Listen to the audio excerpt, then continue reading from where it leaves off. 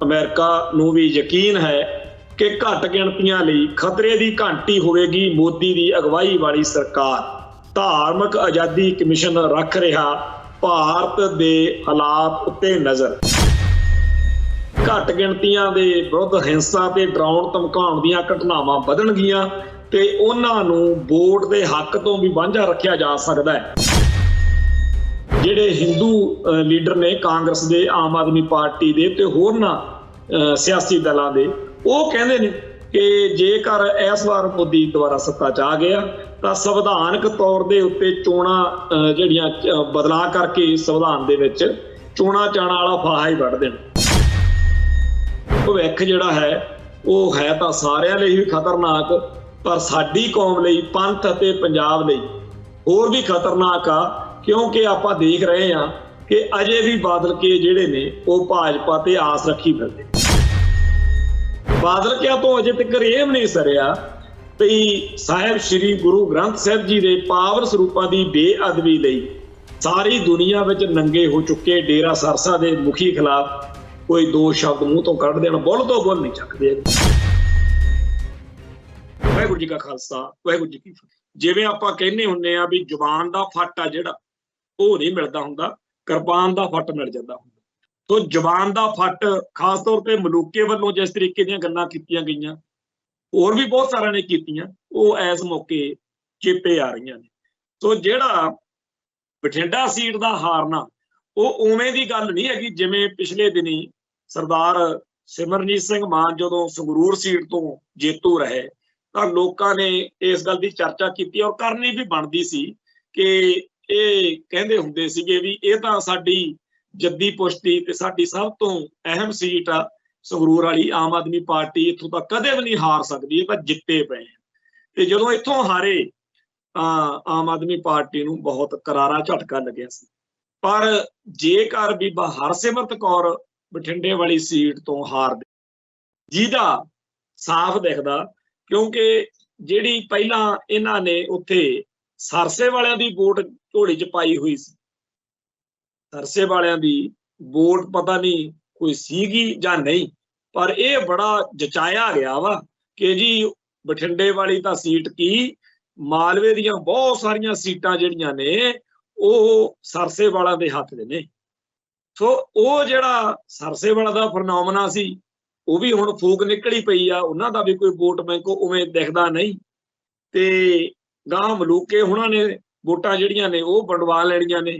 ते इस हिसाब किताब दे विच सौखा ही आ बई चाहे आम आदमी पार्टी जित जे चाहे कांग्रेस जित जे, पर जिहड़ा भाजपा दा उम्मीदवार हो ते बादल दल दा उम्मीदवार हो, ये दोने तां एक दूजे नूं ही ढाउणगे। इन्हां दोनां दा काम जिहड़ा हैगा वो खराब ही है। खैर एक खबर होर इसे तरीके की जिहड़ी, क्योंकि हुण इलैक्शनां दा दौर चल पिया ते हिसाब किताब कुछ उहो जिहा ही चलना। ये खबर अमृतसर तो आ कि ज्यों-ज्यों लोक सभा चोणां दा माहौल भखदा जा रहा त्यों-त्यों चोणां दे नवेकले रंग देखण नूं मिल रहे हैं। इस करके खबर आपां खबर दी खबर च लई है क्योंकि ये नवेकला रंग, कोई उम्मीदवार वोटां लई किसी धार्मिक डेरे जा रहा, कोई रुस्से पार्टी आगूआं ते वर्करां नूं मनाउण लई सैर तोड़ यतन कर रहा। अमृतसर लोक सभा हलके तो कुछ दिन पहलां भारतीय जनता पार्टी वालों ऐलाने उम्मीदवार भारत दे अमरीका विच साबका राजदूत ते हाल ही विच राजनीति विच शामिल होए तरनजीत सिंह संधू दा चोण प्रचार करन दा ढंग भी अनोखा है, चर्चा का विषय बनिया। इस खबर दे विच मुख गल उन्हां ने ये दसी है कि भाजपा नाल संबंधित दादे, भाजपा नाल संबंधित पोते नूं चोण जितण लई लैणा पै रहा अकाली दादे दे नाम दा सहारा। हुण ये आपां नूं पता भी हुण तकर दा तरनजोत सिंह संधू आ जिहड़ा तरनजीत सिंह संधू, वो आपदे मगर संधू लिखदा सी ते हुण ओहनूं लोड़ आ भी आपदा जिहड़ा दादा सीनियर पंथक आगू ते जथेदार तेजा सिंह समुद्री भी हुण ओहदे ਨਾਂ ਨੂੰ ਕਿਸੇ ਤਰੀਕੇ ਨਾਲ ਜੋੜੇ। ਜੇ ਤਾਂ ਹੁਣ ਤੱਕ ਸਮੁੰਦਰੀ ਮਗਰ ਲਿਖਿਆ ਹੁੰਦਾ ਤਾਂ ਲੋਕਾਂ ਨੇ ਸਮਝ ਲੈਣਾ ਸੀ ਵੀ ਇਹ ਕਿਹੜੇ ਪਰਿਵਾਰ ਚੋਂ पर हुण इस गल नूं दस्सण लई कोई ना कोई स्टंटबाजी, कोई ना कोई जिहड़ा शोशेबाजी वो चलेगी। सो कहंदे आ कि हुण तरनजीत सिंह संधू ने ਥਾਂ ਥਾਂ ਦੇ ਉੱਤੇ ਆਪਦੇ ਨਾਂ ਨਾਲ ਸਮੁੰਦਰੀ ਅੱਖਰ ਲਿਖਣਾ ਸ਼ੁਰੂ ਕਰ ਦਿੱਤਾ। ਸੋ ਇਹ ਜਿਹੜੀ ਹੈਗੀ ਆ ਕਿ ਅਕਾਲੀ ਦਾਦਾ ਤੇ ਭਾਜਪਾ ਵਾਲਾ ਪੋਤਾ, ਇਹ ਖਬਰ ਤਾਂ ਚਲੋ ਰੌਚਕ ਹੈਗੀ ਆ, ਪਰ ਚੇਤੇ ਫੇਰ ਉਹੀ ਗੱਲ ਕਰੀਏ, ਇਹੀ ਅਜੀਤ ਅਖਬਾਰ ਸੀ ਜਿਹਦੇ ਵਿੱਚ ਅਕਾਲੀ ਭਾਜਪਾ ਗੱਠਜੋੜ ਦੇ ਸੋਹਲੇ ਇਉਂ ਗਾਏ ਜਾਂਦੇ ਸੀ ਕਿ ਪੰਥਕ ਜਿਹੜੀ ਰੂਹ ਆ ਉਹਦੀ ਕੋਈ ਪਰਵਾਹ ਨਹੀਂ। ਕੋਈ ਚੇਤੇ ਕਰੋ ਇੱਥੇ ਇੰਨੇ ਹਾਲਾਤ ਮਾੜੇ ਰਹੇ ਆ ਬਈ ਸਿੱਖ ਨੌਜਵਾਨਾਂ ਨੂੰ ਆਪਦੀ ਲੜਾਈ ਆਪ ਲੜਨੀ ਪੈ ਰਹੀ ਸੀ। ਇੰਨਾ ਜ਼ਿਆਦਾ ਭਗਵੇਂ ਬ੍ਰਿਗੇਡ ਦੇ ਹਿੰਦੂ ਕੱਟੜਪੰਥੀਆਂ ਨੇ ਪੰਜਾਬ ਦੇ ਵਿੱਚ ਹੁੱਲੜਬਾਜੀ ਵਾਲਾ, ਬਦਮਾਸ਼ੀ ਵਾਲਾ ਮਾਹੌਲ ਇੱਥੇ ਰੱਖਿਆ ਵੀ ਇੱਕ ਵਾਰੀ ਫਿਰ ਸਿੱਖ ਨੌਜਵਾਨਾਂ ਨੇ, ਚੇਤੇ ਕਰੋ ਜੋਗਾ ਸਿੰਘ ਖਾਲਿਸਤਾਨੀ ਹੁਣਾਂ ਨੇ ਫਿਰ ਸਿੱਧਾ ਹੀ ਕਿਹਾ ਵੀ ਆ ਜਾਓ ਬਿਆਸ ਦੇ ਪੁਲ ਤੇ ਇਹਨਾਂ ਨੂੰ ਸਰਕਾਰੀ ਅਫਸਰਾਂ ਨੂੰ ਜਾਂ CID ਨੂੰ ਸੀਗਾ ਵੀ ਉੱਥੇ 20-50 ਮੁੰਡੇ ਪਹੁੰਚ ਜਾਣਗੇ, ਏਡੀ ਕਿੱਡੀ ਕੁ ਗੱਲ ਆ। ਪਰ ਜਦੋਂ ਉੱਥੇ ਹਜ਼ਾਰਾਂ ਦੀ ਗਿਣਤੀ ਵਿੱਚ ਨੌਜਵਾਨ ਪਹੁੰਚੇ ਤੇ ਸਭ ਜਾਣੇ ਲੈਸ ਰਵਾਇਤੀ ਸ਼ਾਸਤਰਾਂ ਨਾਲ, ਤਾਂ ਉਦੋਂ ਵੀ ਇਹ CID ਦਾ ਜਾਂ ਹੋਰ ਮਹਿਕਮਿਆਂ ਦਾ ਇਹੀ ਕਹਿਣਾ ਸੀ ਕਿ ਭਾਜਪਾ ਵਾਲੇ ਹਿੰਦੂ ਕੱਟੜਪੰਥੀਆਂ ਨੂੰ ਖੁੱਲ੍ਹ ਦੇ ਕੇ ਪੰਜਾਬ ਦੇ ਸਿਆਸੀ ਮਾਹੌਲ ਨੂੰ ਨਹੀਂ, ਪੰਥਕ ਜਜ਼ਬੇ ਨੂੰ ਇੱਕ ਤਰੀਕੇ ਨਾਲ ਲਾਂਬੂ ਲਾ ਰਹੇ ਆ। ਤੇ ਹੁਣ ਭਾਜਪਾ ਨੂੰ ਚੇਤਾ ਆ ਰਿਹਾ ਵੀ ਆਪਣਾ ਫਲਾਨਾ ਲੀਡਰ ਜਿਹੜਾ ਉਹ ਅਕਾਲੀ ਰਿਹਾ, ਫਲਾਨਾ ਅਕਾਲੀ ਰਿਹਾ। ਸੋ ਇਸ ਮਾਹੌਲ ਦੇ ਵਿੱਚ ਆਪਾਂ ਇੱਕ ਗੱਲ ਨੂੰ ਚੰਗੀ ਤਰ੍ਹਾਂ ਸਮਝ ਲਓ ਕਿ ਸਿਆਸਤ ਜਿਹੜੀ ਆ ਬੜੀ ਗਲਤ ਜਾਂ ਕੁੱਤੀ ਚੀਜ਼ ਜਿਹਨੂੰ ਕਹਿੰਦੇ ਆ ਪੰਜਾਬੀ 'ਚ, ਉਹ ਹੈ ਆ ਜਿਹੜੇ ਸਮੀਕਰਨ ਅੱਜ ਦੇਖ ਰਹੇ ਹਾਂ। ਇਹ ਸਮੀਕਰਨ ਜੇ ਨਾ ਬਣਦੇ ਤਾਂ ਜਿਹੜੇ ਆ ਸਰਦਾਰ ਸੁਖਬੀਰ ਸਿੰਘ ਬਾਦਲ ਤੇ ਬਾਦਲ ਦਲ ਦੇ ਹੋਰ ਲੀਡਰ ਨੇ, ਇਹਨਾਂ ਨੂੰ ਕਿੱਥੇ ਅਕਲ ਆਉਣੀ ਸੀ ਕਿ ਪੰਥ ਦੀ ਸ਼ਕਤੀ ਕੀ ਆ ਤੇ ਸਾਨੂੰ ਉਹਦਾ ਕਿਉਂ ਕਦਰ ਕਰਨੀ ਚਾਹੀਦੀ। ਜਿਹੜੇ ਬੰਦੇ ਦੀ ਆਪਦੇ ਪਰਿਵਾਰ ਨਾਲ, ਆਪਦੇ ਓੜਮੇ ਕੋੜਮੇ ਨਾਲ ਸੁਰ ਸਾਂਝ ਨਹੀਂ, ਉਹ ਚਾਹੇ ਜੋ ਮਰਜ਼ੀ ਬਣਿਆ। ਪੰਜਾਬ ਦੇ ਵਿਆਹਾਂ ਸ਼ਾਦੀਆਂ ਦੇ ਉੱਤੇ ਕੁੜੀਆਂ ਇੱਕ ਬੋਲੀ ਪਾਉਂਦੀਆਂ ਹੁੰਦੀਆਂ ਵੀ ਲਾੜਾ ਬੈਠਾ ਤਖਤ ਹਜ਼ਾਰੇ, ਵੱਟ ਵੱਟ ਮੁੱਕੀਆਂ ਭਾਈਆਂ ਦੇ ਮਾਰੇ, ਕਹਿੰਦਾ ਮੇਰੇ ਸਹੁਰੀ ਕਿਉਂ ਆਏ ਹੋ। ਹੁਣ ਇਹ ਜਿਹੜੀ ਫਿਤਰਤ ਆ, ਇਹ ਅਸਲ ਵਿੱਚ ਇਹ ਦਰਸਾਉਂਦੀ ਹੈ ਕਿ ਜਦੋਂ ਕੋਈ ਬੰਦਾ ਆਪਦੇ ਓੜਮੇ ਕੋੜਮੇ ਨੂੰ, ਭੈਣ ਭਰਾਵਾਂ ਨੂੰ ਪਿੱਛੇ ਛੱਡ ਕੇ, ਉਹਨਾਂ ਨੂੰ ਤਿਆਗ ਕੇ ਆਪਣੇ ਆਪ ਦੇ ਵਿੱਚ ਹੀ ਖੱਬੀ ਖਾਨ ਬਣਨ ਦੇ ਯਤਨ ਕਰਦਾ, ਤੇ ਫਿਰ ਉਦੋਂ ਕੀ ਹੁੰਦਾ। ਪਰ ਆਹ ਕੁਛ ਹੁੰਦਾ ਜਿਹੜਾ ਹੁਣ ਹੋ ਰਿਹਾ। ਆਪਦਿਆਂ ਨਾਲੋਂ, ਆਪਦੀਆਂ ਜੜ੍ਹਾਂ ਨਾਲੋਂ ਟੁੱਟ ਕੇ ਜੋ ਕੁਝ ਕੀਤਾ ਉਹ ਕਹਿਣ ਸੁਣਨ ਵਾਲੀਆਂ ਗੱਲਾਂ ਆਪਾਂ ਨਿੱਤ ਚਰਚਾ ਕਰਦੇ ਰਹੇ ਹਾਂ ਪਿਛਲੇ ਸਮਿਆਂ ਦੇ ਵਿੱਚ। ਕਦੇ ਇਹਨਾਂ ਨੇ ਹਿੰਦੂਇਜ਼ਮ ਨੂੰ ਸਿੱਖਇਜ਼ਮ ਉੱਤੇ ਹਾਵੀਕਰਨ ਕਰਾਉਣ ਦੇ ਲਈ ਜਿਸ ਤਰੀਕੇ ਨਾਲ ਖੁੱਲ੍ਹ ਦੇਈ ਰੱਖੀ ਹੈ। ਹੁਣ ਇਹ ਆਪਾਂ ਨੂੰ ਸਭ ਨੂੰ ਪਤਾ, ਕੋਈ ਲੁਕੀ ਛਿਪੀ ਗੱਲ ਤਾਂ ਹੈ ਨਹੀਂ ਕਿ ਸਿੱਖੀ ਨੂੰ ਤੇ ਸਿੱਖਾਂ ਨੂੰ ਬਹੁਤ ਭਾਰੀ ਖਤਰਾ, ਤੇ ਉਹ ਫੌਰੀ ਖਤਰਾ ਕਿਹਦੇ ਤੋਂ? ਉਹ ਹਿੰਦੂ ਤਵੀਆਂ ਤੋਂ। ਪੰਜਾਬ ਦੀ ਧਰਤੀ ਉੱਤੇ ਹਿੰਦੂਤਵ ਦਾ ਵਾਧਾ ਵਧਾਉਣ ਲਈ, ਪ੍ਰਭਾਵ ਵਧਾਉਣ ਲਈ ਜੋ ਚਾਲਾਂ ਨਾਗਪੁਰ ਵਾਲਿਆਂ ਨੇ ਬਹਿ ਕੇ ਸੋਚੀਆਂ, ਵਿਉਂਤੀਆਂ, ਉਹ ਸਾਰੀਆਂ ਲਾਗੂ ਕਰਾਉਣ ਦੇ ਲਈ ਬਾਦਲਕਿਆਂ ਦੀ ਪੂਰੀ ਸਹਿਮਤੀ, ਔਰ ਪੂਰੀ ਦਿਲੋਂ ਸਹਿਮਤੀ ਹੈ ਜਿਹੜੀ, ਉਹਨੇ ਲਹਿਰ ਲਾਏ ਨੇ। ਸਾਡੇ ਅੱਜ ਦੇ ਦੌਰ ਵਿੱਚ ਜਿਸ ਤਰੀਕੇ ਦੀ ਨਿਰਾਸ਼ਾ, ਜਿਸ ਤਰੀਕੇ ਦੀ ਡਿਪਰੈਸ਼ਨ, ਉਦਾਸੀ ਪੰਥਕ ਸਫਾਂ 'ਚ ਛਾਈ ਹੋਈ ਆ, ਹੁਣ ਬਹੁਤ ਔਖਾ। ਚੇਤੇ ਕਰੋ ਸੱਚੇ ਪਾਤਸ਼ਾਹ ਨੇ ਕਿਰਪਾ ਕੀਤੀ ਸੀ ਜਦੋਂ ਕਿਸਾਨ ਸੰਘਰਸ਼ ਵਾਲੇ ਦਿਨਾਂ ਦੇ ਵਿੱਚ ਖਾਲਸਾ ਪੰਥ ਦੇ ਜਜ਼ਬੇ ਇੱਕ ਵਾਰੀ ਫੇਰ ਹਰੇਕ ਚੂਰ ਹੋ ਕੇ ਮੁੜ ਦੁਬਾਰਾ ਸਰਜੀਤ ਹੋਏ ਸੀ। ਲੋਕਾਂ ਦੇ ਦਿਲ ਦਿਮਾਗ ਦੇ ਵਿੱਚ ਕੌਮ ਪ੍ਰਤੀ, ਪੰਥ ਪ੍ਰਤੀ, ਆਪਣੇ ਫਰਜ਼ਾਂ ਪ੍ਰਤੀ, ਬਾਅਦ ਵਿੱਚ ਦੀਪ ਸਿੱਧੂ ਨੇ ਉਹਨਾਂ ਸਾਰੇ ਜਜ਼ਬਿਆਂ ਨੂੰ ਬਹੁਤ ਜ਼ਿਆਦਾ ਪ੍ਰਚੰਡ ਕੀਤਾ, ਬੁਲੰਦੀ ਦਿੱਤੀ। ਉਪਰੰਤ ਭਾਈ ਅਮਰਤਪਾਲ ਸਿੰਘ ਵਾਲਾ ਵਰਤਾਰਾ ਚੱਲਿਆ। ਪਰ ਇਹ ਸਾਰੇ ਕਾਸੇ ਦੇ ਅੱਜ ਦੇ ਉੱਤੇ ਜੇ ਨਜ਼ਰ ਮਾਰੀਏ, ਪ੍ਰੈਜ਼ੈਂਟ ਟੈਂਸ ਵਿੱਚ ਦੇਖੀਏ, ਤਾਂ ਸਾਡੇ ਲਈ ਕੋਈ ਬਹੁਤੀ ਚੰਗੀ ਹਾਂ ਪੱਖੀ ਗੱਲ ਦਿਖਦੀ ਨਹੀਂ। ਇਸੇ ਕਰਕੇ ਪਿਛਲੇ ਦਿਨੀ ਆਪਾਂ ਚਰਚਾ ਕੀਤੀ ਸੀ कि जे किते ताकਤਾਂ ਦੇ ਜਥੇਦਾਰ ਐਲਾਨ ਕਰਨ ਕਿ ਆਹ ਜਿਹੜਾ ਸਾਲ ਆ ਇਹ ਸਿੱਖਾਂ ਦੀ ਨਸਲਕੁਸ਼ੀ ਨੂੰ ਸਮਰਪਿਤ ਸਮਾਗਮਾਂ ਦਾ ਸਾਲ ਹੋਵੇ। ਵੈਸੇ ਤਾਂ ਸਾਰਾ ਸਾਲ ਹੀ ਇਸ ਗੱਲ ਦੇ ਲੇਖੇ ਲਾਉਣਾ ਚਾਹੀਦਾ, ਕਿਉਂਕਿ 1984 ਤੋਂ 2024 ਤੱਕ ਆਉਂਦੇ ਆ। ਤੋ ਇਹਦੇ ਨਾਲ ਕੌਮ ਦੇ ਅੰਦਰ ਅਸੀਂ ਇਕਜੁੱਟਤਾ ਵੱਲ ਵਧਾਂਗੇ, ਇੱਕ ਮੁੱਠਤਾ ਵੱਲ ਵਧਾਂਗੇ। ਜਦੋਂ ਅਸੀਂ ਦੁਸ਼ਮਣ ਨਾਲ ਲੜ ਰਹੇ ਹੁੰਦੇ ਆ ਜਾਂ ਅਸੀਂ ਦੁੱਖ ਦੇ ਵਿੱਚ ਹੁੰਦੇ ਆ, ਉਦੋਂ ਅਸੀਂ ਫਿਰ ਆਪਸ ਵਿੱਚ ਹੀ ਨਹੀਂ ਲੜਦੇ ਤੇ ਨਹੀਂ ਸਿੱਖਾਂ ਦੇ ਆਪਸ ਵਿੱਚ ਹੀ ਸਿੰਘ ਫਸਦੇ ਨੇ। ਵਿਰੋਧ, ਕਲੈਸ਼, ਟਕਰਾਅ, ਸੰਤਾਪ, ਜਿਹੜਾ ਦੁਸ਼ਮਣ ਮਿਹਨਤ ਕਰ ਕਰਕੇ ਸਾਡੇ ਘਰਾਂ 'ਚ ਲੜਾਈ ਪਾਈ ਰੱਖਦਾ, ਉਹ ਸਾਰਾ ਕੁਝ ਜਿਹੜਾ ਹੈਗਾ ਫਿਰ ਪਿੱਛੇ ਹਟ ਜਾਂਦਾ। ਸੋ ਜੇਕਰ ਬਾਦਲ ਕੇ ਅੱਜ ਵੀ ਅਕਲ ਕਰਨ, ਆ ਦਿਖੀ ਜਾਂਦਾ ਬੀਜੇਪੀ ਨੇ ਤਾਂ ਕੋਈ ਕਸਰ ਨਹੀਂ ਛੱਡੀ। ਅਗਲਿਆਂ ਨੇ ਤਾਂ ਮਲੂਕੇ ਦੇ ਰਾਹੀਂ, ਭਾਜਪਾ ਨੇ ਮਲੂਕੇ ਦੇ ਪਰਿਵਾਰ ਦੇ ਰਾਹੀਂ ਬੀਬਾ ਹਰਸਿਮਰਤ ਕੌਰ ਦਾ ਰਾਹ MP ਬਣਨ ਦਾ ਡੱਕਣ ਦੇ ਲਈ ਉੱਥੇ ਅਗਲਿਆਂ ਨੇ ਪੂਰੀ ਮਿਹਨਤ ਕਰਨੀ ਸ਼ੁਰੂ ਕੀਤੀ ਹੋਈ ਆ। ਇਹ ਅਜੇ ਵੀ ਆਸ ਲਾਈ ਬੈਠੇ ਆ ਕਿ ਅਸੀਂ ਭਾਜਪਾ ਨਾਲ ਸ਼ਾਇਦ ਕਿਤੇ ਸਾਡੀ ਅੰਡਰਸਟੈਂਡਿੰਗ ਹੋ ਜੇ, ਪਰ ਇਹ ਗੱਲ ਇਹਨਾਂ ਨੂੰ ਭੁੱਲ ਜਾਣੀ ਚਾਹੀਦੀ ਆ ਕਿ ਅਗਲੇ ਆਪਦੀ ਕੌਮ ਦੇ ਹਿੱਤਾਂ ਨੂੰ ਚੇਤੇ ਰੱਖਦੇ ਆ, ਅਗਲੇ ਹਿੰਦੂਤਵ ਦੇ ਏਜੰਡੇ ਨੂੰ ਚੇਤੇ ਰੱਖਦੇ ਆ। ਉਹਨਾਂ ਨੂੰ ਸਾਰੇ ਭਾਰਤ ਵਿੱਚ ਜਿੰਨੇ ਵੀ ਉਹਨਾਂ ਦੇ ਖੇਤਰੀ ਦਲਾਂ ਨਾਲ, ਖੇਤਰੀ ਆਗੂਆਂ ਨਾਲ ਕਿਸੇ ਵੇਲੇ ਸੰਬੰਧ ਚੰਗੇ ਰਹੇ, ਉਹਨਾਂ ਨੇ ਕਿਸੇ ਨੂੰ ਨਹੀਂ ਬਖਸ਼ਿਆ। ਪੰਜਾਬ ਦੇ ਵਿੱਚ ਜਦੋਂ ਅਡਵਾਨੀ ਤੇ ਵਾਜਪਾਈ ਵੇਲੇ ਬਾਦਲ ਪਰਿਵਾਰ ਨਾਲ ਰਿਸ਼ਤੇ ਸੀ, ਉਦੋਂ ਜਥੇਦਾਰ ਟੌਹੜਾ ਸਾਹਿਬ ਕਰਕੇ ਬੜੀ ਵਾਰ ਬਚਾਅ ਹੁੰਦਾ ਰਿਹਾ, ਨਹੀਂ ਤਾਂ ਉਦੋਂ ਵੀ ਅਗਲੇ ਨੇ ਹਿੱਟ ਚਾੜ ਦੇਣੀ ਸੀ।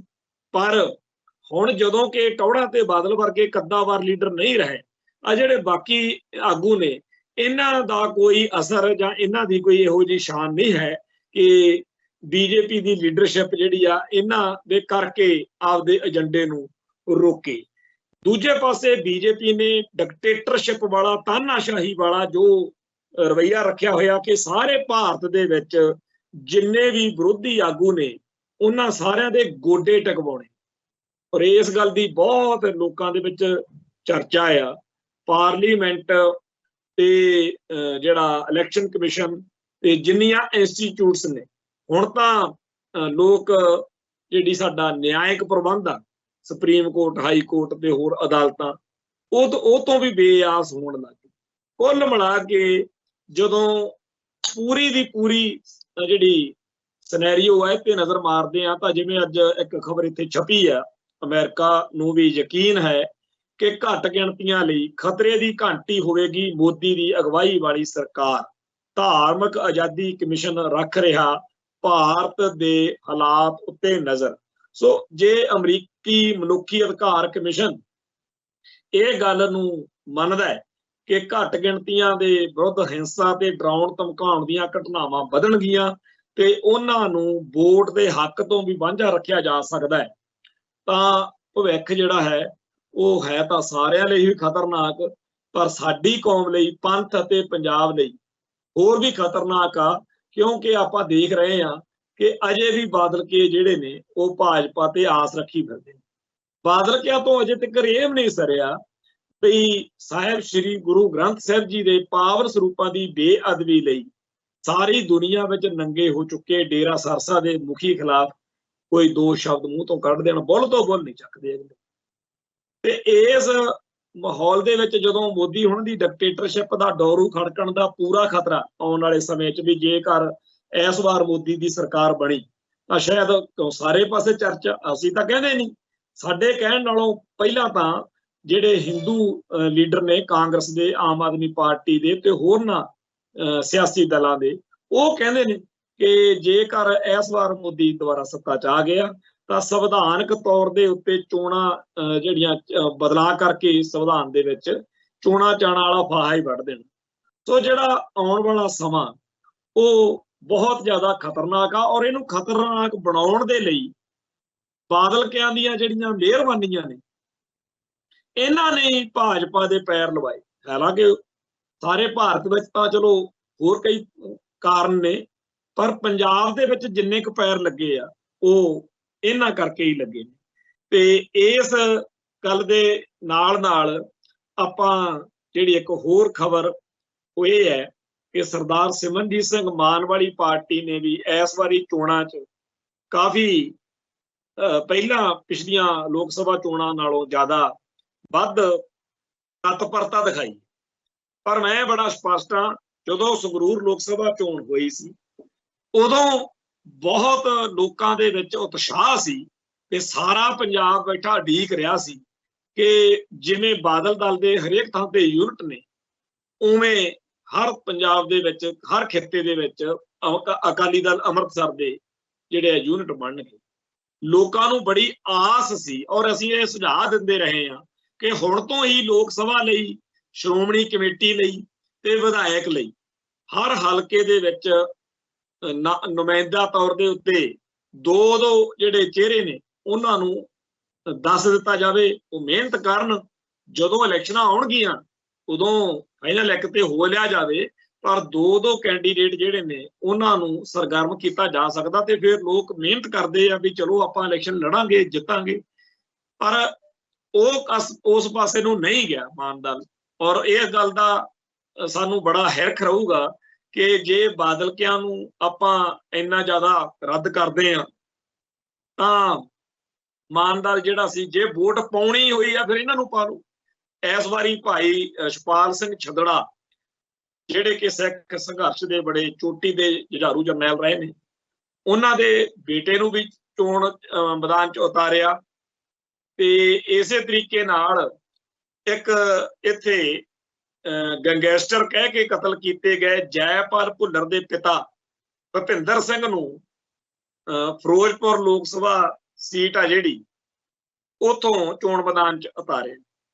ਅਖਬਾਰਾਂ ਦੀਆਂ ਖਬਰਾਂ ਮੁਤਾਬਕ ਭੁਪਿੰਦਰ ਸਿੰਘ ਭੁੱਲਰ ਨੇ, ਜੈਪਾਲ ਭੁੱਲਰ ਦੇ ਪਿਤਾ ਨੇ, ਇਹ ਗੱਲ ਠੋਕ ਵਜਾ ਕੇ ਆਖੀ ਆ ਕਿ ਨੌਜਵਾਨਾਂ ਨੂੰ ਜੁਰਮ ਦੀ ਦੁਨੀਆ ਵੱਲ ਧੱਕਣ ਵਾਲੇ ਗੱਠਜੋੜ ਨੂੰ ਆਮ ਲੋਕਾਂ ਸਾਹਮਣੇ ਲਿਆਉਣਾ ਮੇਰਾ ਮਕਸਦ। ਔਰ ਅਸੀਂ ਇਹ ਚਾਹੁੰਦੇ ਹਾਂ ਕਿ ਪੰਜਾਬ ਦੀ ਜਿਹੜੀ ਜੁਰਤ ਵਾਲੀ, ਹਿੰਮਤ ਵਾਲੀ ਜਾਂ ਦਿਲ ਗੁਰਦੇ ਵਾਲੀ ਜਵਾਨੀ ਆ, ਉਹ ਜਿਹੜੇ ਰਾਹ ਪੈ ਰਹੀ ਆ ਉਹ ਰਾਹ ਤੋਂ ਮੁੜੇ ਤੇ ਆਪਦੀ ਜਿਹੜੀ ਉਹਦੀ ਸਮਰੱਥਾ ਤੇ ਸ਼ਕਤੀ ਆ ਉਹ ਪੰਥ ਲਈ ਲਾ।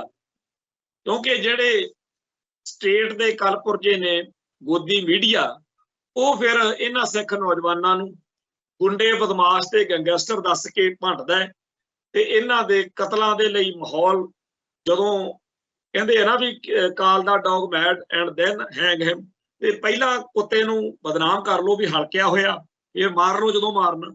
ਉਸ ਤਰੀਕੇ ਨਾਲ ਸਾਡੇ ਸਿੱਖ ਨੌਜਵਾਨਾਂ ਨੂੰ ਪਹਿਲਾਂ ਅਪਰਾਧੀ ਜਾਂ ਬਹੁਤ ਖਤਰਨਾਕ ਉਹਨਾਂ ਨੂੰ ਵਿਉਂਤਦੇ ਆ, ਉਹਨਾਂ ਨੂੰ ਡੈਮੋਨਾਈਜ਼ ਕਰਦੇ ਆ, ਉਹਨਾਂ ਦੇ ਬਾਰੇ ਉਹਨਾਂ ਦਾ ਅਕਸ ਖਰਾਬ ਕਰਦੇ, ਤੇ ਜਦੋਂ ਫਿਰ ਉਹਨਾਂ ਨੂੰ ਕਤਲ ਕੀਤਾ ਜਾਂਦਾ ਤਾਂ ਲੋਕ ਕਹਿੰਦੇ ਆ ਵੀ ਚੰਗੀ ਗੱਲ ਆ, ਇਹਨਾਂ ਨੇ ਮਾੜਾ ਕੀਤਾ ਸੀ, ਇਹਨੂੰ ਮਾਰਨਾ ਹੀ ਚਾਹੀਦਾ ਸੀ।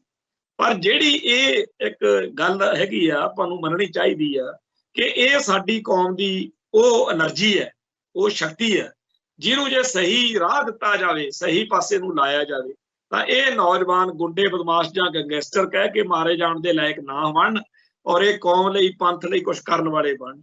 ਸਾਡੀ ਜਿਹੜੀ ਪਿਛਲੀ ਪੀੜ੍ਹੀ ਸੀ ਉਹਨੇ ਸਿੱਖ ਹੱਕਾਂ ਦੀ ਲੜਾਈ ਲੜੀ, ਮਨੁੱਖੀ ਹੱਕਾਂ ਦੇ ਘਾਣ ਦੇ ਖਿਲਾਫ ਲੜੇ। ਬੇਸ਼ੱਕ ਉਹ ਮਾਰੇ ਗਏ, ਵਿਦੇਸ਼ਾਂ ਨੂੰ ਭੱਜ ਗਏ ਜਾਂ ਫੜੇ ਜਾਣ ਤੋਂ ਉਪਰੰਤ ਲੰਮੀਆਂ ਕੈਦਾਂ ਕੱਟ ਰਹੇ ਨੇ, ਪਰ ਉਹਨਾਂ ਦੀ ਇਹ ਸਾਰੀ ਜਿਹੜੀ ਆ ਕਮਾਈ, ਉਹਦਾ ਫਖਰ ਉਹਨਾਂ ਦੇ ਮਾਪਿਆਂ ਨੂੰ, ਉਹਨਾਂ ਦੇ ਆਲੇ ਦੁਆਲੇ ਯਾਰਾਂ ਦੋਸਤਾਂ ਨੂੰ, ਪਰਿਵਾਰਾਂ ਨੂੰ ਇਸ ਗੱਲ ਦਾ ਹੈ ਕਿ ਸਾਡੇ ਪਰਿਵਾਰ ਦੇ ਮੈਂਬਰ ਨੇ ਕੌਮ ਦੀ ਚੜ੍ਹਦੀ ਕਲਾ ਲਈ ਆਪਦਾ ਯੋਗਦਾਨ ਪਾਇਆ। ਪਰ ਜਿਹੜਾ ਅੱਜ ਦੇ ਮਾਹੌਲ ਦੇ ਵਿੱਚ ਨਾਵਾਚਕ ਨੈਗੇਟਿਵ ਰਾਹ ਜਿਹੜਾ ਉਸ ਪਾਸੇ ਤੇ ਤੁਰਨ ਵਾਲੀ ਗੱਲ ਹੈ ਨੌਜਵਾਨੀ ਲਈ, ਉਹ ਬਹੁਤ ਗਲਤ ਲੱਗਦਾ। ਸੋ ਜਦੋਂ ਜੈਪਾਲ ਭੁੱਲਰ ਦੇ ਪਿਤਾ ਭੁਪਿੰਦਰ ਸਿੰਘ ਭੁੱਲਰ ਨੇ ਇਹ ਐਲਾਨ ਕੀਤਾ ਕਿ ਫਿਰੋਜ਼ਪੁਰ ਸੀਟ ਤੋਂ ਮੈਂ ਇਹ ਜਿਹੜੀ ਚੋਣ ਲੜਨ ਮੌਕੇ ਜਿਹੜੇ ਨੌਜਵਾਨਾਂ ਨੂੰ ਕ੍ਰਾਈਮ ਦੀ ਦੁਨੀਆ ਵੱਲ ਨੂੰ ਧੱਕਣ ਵਾਲੇ ਗੱਠਜੋੜ ਆ ਉਹਨਾਂ ਨੂੰ ਨੰਗਾ ਕਰਾਂਗਾ, ਤਾਂ ਸੁਭਾਵਿਕ ਗੱਲ ਆ ਕਿ ਇਹ ਸੀਟ ਜਿਹੜੀ ਆ ਹੁਣ ਪਹਿਲਾਂ ਨਾਲੋਂ ਜ਼ਿਆਦਾ ਦਿਲਚਸਪੀ ਦਾ ਕੇਂਦਰ ਬਣੂਗੀ। ਹੋਰ ਜਿਹੜੀਆਂ ਸੀਟਾਂ ਨੇ ਪੰਜਾਬ ਦੀਆਂ, ਉੱਥੇ ਵੀ ਕਾਫੀ ਚੰਗੇ ਸਮੀਕਰਨ ਬਣ ਰਹੇ ਨੇ। ਬੇਸ਼ੱਕ ਅਸੀਂ ਖਾਲਿਸਤਾਨ ਦੇ ਰਾਹ ਪਏ ਹੋਏ ਲੋਕ ਆ, ਪਰ ਚੋਣਾਂ ਦਾ ਜਦੋਂ ਇੰਨਾ ਵੱਡਾ ਇੱਥੇ ਢੋਲ ਢਮੱਕਾ ਹੋ ਰਿਹਾ ਹੋਵੇ ਤੇ ਅਸੀਂ ਉਹਦੇ ਤੋਂ ਨਿਰਲੇਪ ਨਹੀਂ ਰਹਿ ਸਕਦੇ। ਘੱਟੋ ਘੱਟ ਅਸੀਂ ਇਹ ਤਾਂ ਕਹੀਏ ਨਾ ਕਿ ਇਹ ਚੋਣਾਂ ਸਾਡਾ ਕੁਛ ਸਵਾਰ ਨਹੀਂ ਸਕਦੀਆਂ।